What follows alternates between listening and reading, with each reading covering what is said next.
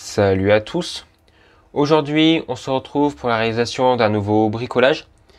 J'ai réalisé un éclairage automatique dans mon garage, car comme j'aurais pu le constater, il fait nuit de plus en plus tôt à l'heure actuelle, et donc je rencontrais des difficultés pour pouvoir circuler dans mon garage lorsque je rentrais du boulot.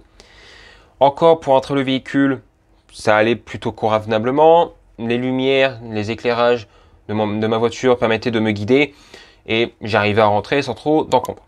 Par contre, pour circuler après dans mon garage et rentrer jusque chez moi, c'était beaucoup plus complexe.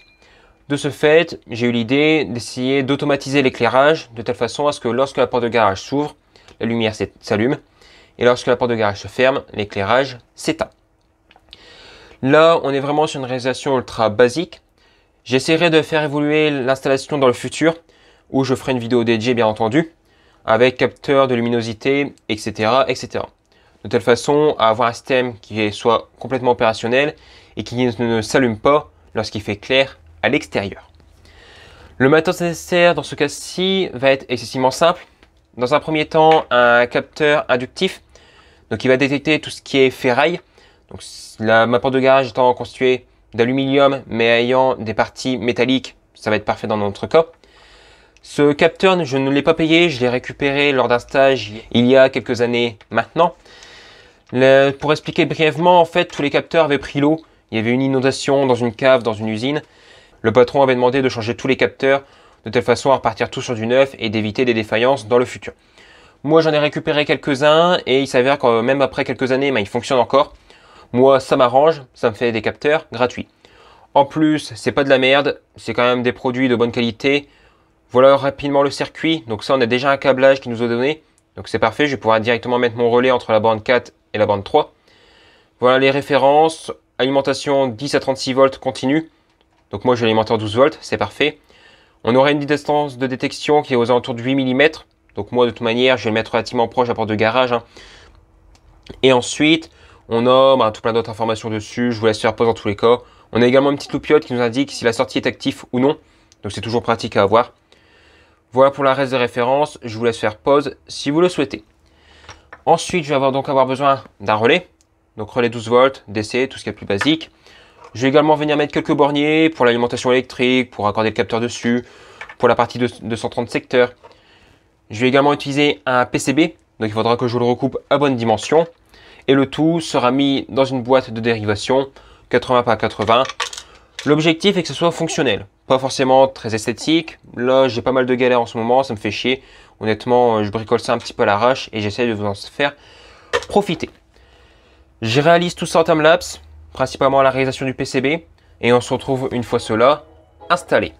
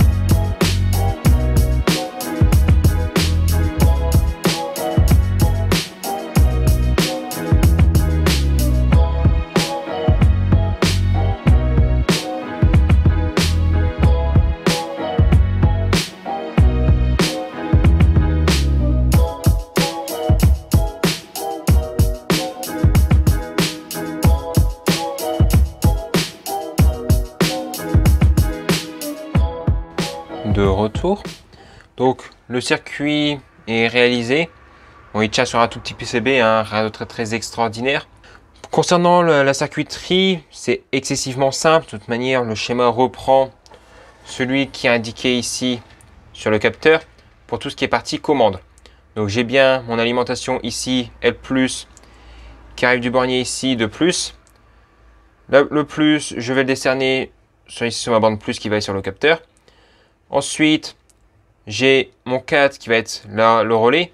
Moi, c'est imposé par la lettre R. Fil qui va se connecter quand on le suit sur la bobine du relais. et la sortie du relais ici présente est connectée sur le moins, la piste ici, et mon moins est bien connecté au moins général. Donc on a ici la piste qui fait tout le tour, le moins là. Donc là on est bon. Et après, concernant la partie relais, j'ai mes 3 pistes, de mes 2 contacts avec un commun. J'ai pris le luxe de symboliser également le contact. Donc on a ici le commun et on a le normalement ouvert et le normalement fermé. Je vais vous faire un petit essai quand même, ça serait un peu plus parlant. Donc, comme on a dit, le marron, c'est le plus. Je viens donc connecter le marron sur le plus. Le gris sur le moins. Et le noir pour la commande du relais. Ensuite, l'alimentation électrique. Donc là, j'ai récupéré une alimentation 12 volts 3 ampères. Le tout est câblé. Donc en toute logique, je ne me suis pas gouré. Là, la terre, je la câble pas parce que elle n'est pas raccordée en interne ici. Et j'en ai pas spécifiquement l'utilité dans mon fonctionnement. De toute manière, l'alimentation est une alimentation continue. Donc j'ai même pas de terre sur mon circuit. Je viens mettre sous tension l'ensemble. Donc là, rien ne va se passer. C'est normal. Alors, il faut que je trouve la prise. C'est sous tension, rien ne se passe. Donc là, c'est tout à fait normal. Et si je viens approcher du métal, vous pourrez constater que la lumière s'allume. Et peut-être que vous entendrez le relais claquer. Donc là, ça fonctionnel, c'est exactement ce que je veux. Ensuite, je vais venir me munir d'écrous. Donc là, j'ai un autre capteur encore qui, lui, est un peu plus morflé. Je vais récupérer ces écrous, je vais venir les positionner dessus. Positionner le capteur sur ma porte de garage. Je vais essayer de trouver un emplacement sympathique.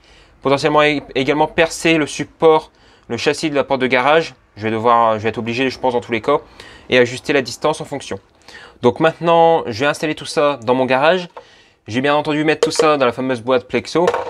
Et je vais également devoir allonger des fils. Donc soit je vais reprendre un câble depuis l'interrupteur pour aller sur ma platine. Et ça, je le mets directement à côté de la porte de garage. Ou soit je le fais dans l'autre sens, je rallonge le fil du capteur.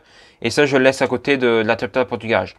Je pense que je vais prendre la seconde option, étant donné que j'ai une prise également à côté. Donc ça sera parfait pour le chargeur, pour l'alimentation électrique.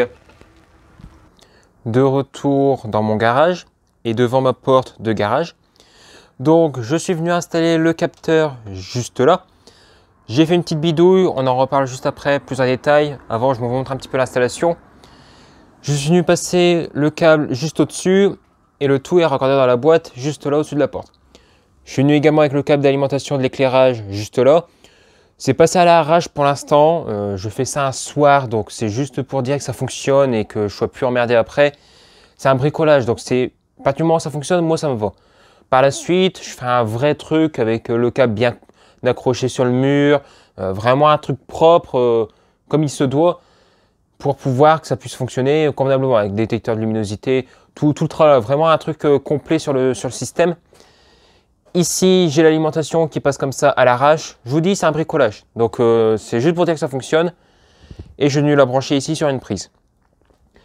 Après, l'intérieur, il n'y a rien qui a changé. Je veux dire, là, voilà, je t'ai mis dans la boîte, je suis venu passer mes câbles, c'est tout. Je mettrai le couvercle par la suite. Au niveau du capteur, donc, je vous disais, j'ai fait de la petite bidouille.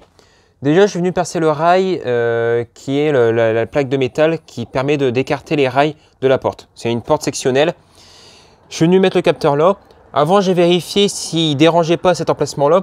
Donc déjà, il ne dérange pas avec le câble d'acier qui permet en même temps de tirer la porte. Parce que pour expliquer brièvement le fonctionnement d'une porte sectionnelle comme ça, il y a des ressorts. Ça permet d'aider le moteur à lever la porte. Grosso modo, le moteur, il force quasiment pas pour lever la porte.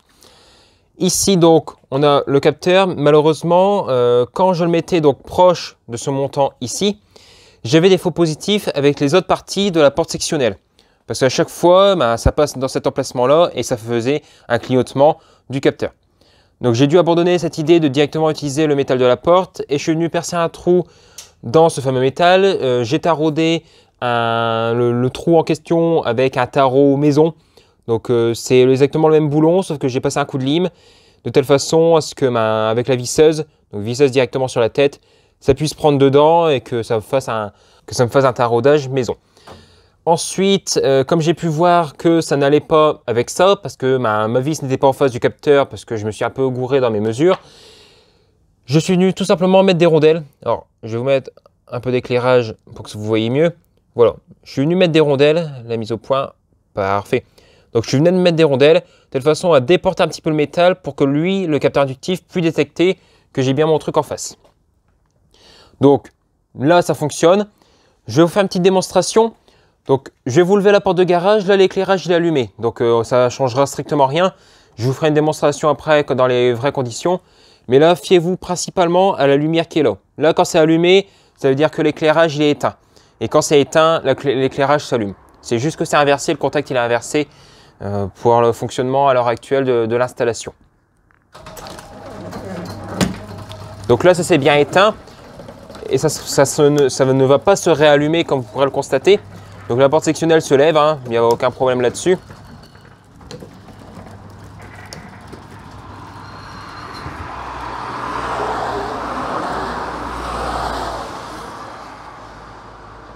Donc là, on pourra constater qu'on est bien éteint. Donc la lumière est censée s'allumer à ce niveau-là. Le relais s'est activé, en tout cas, lui. C'est juste que comme l'interrupteur, lui, est mis, ça reste allumé. Parce que j'ai fait un simple câblage en parallèle. Hein. Et là, je referme la porte. Donc ça ne se réactive pas. Hein. Il n'y a plus de faux positifs. Pareil, le câble d'acier ne touche pas du tout le capteur. Donc ça, j'ai vraiment de la chance là-dessus. Je l'ai plutôt bien positionné. Et une fois que ça va retomber en face, ça se rallume et là, la lumière s'éteint. Donc le but maintenant est de faire un test dans les vraies conditions.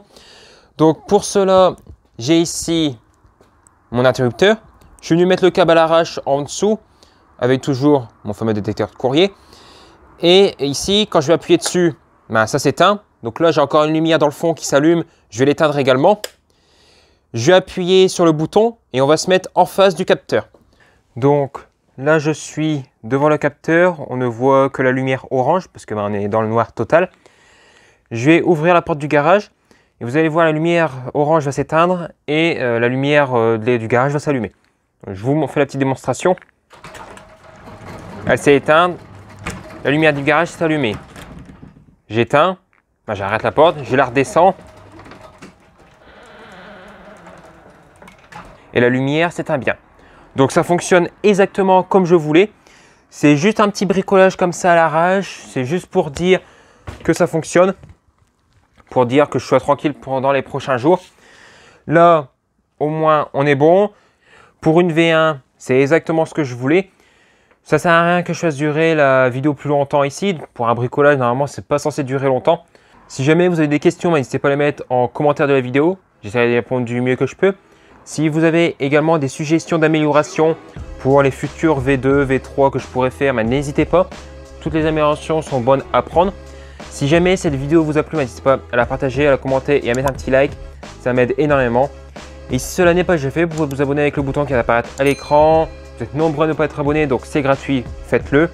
Et moi je vous dis salut à tous et à la fois prochaine.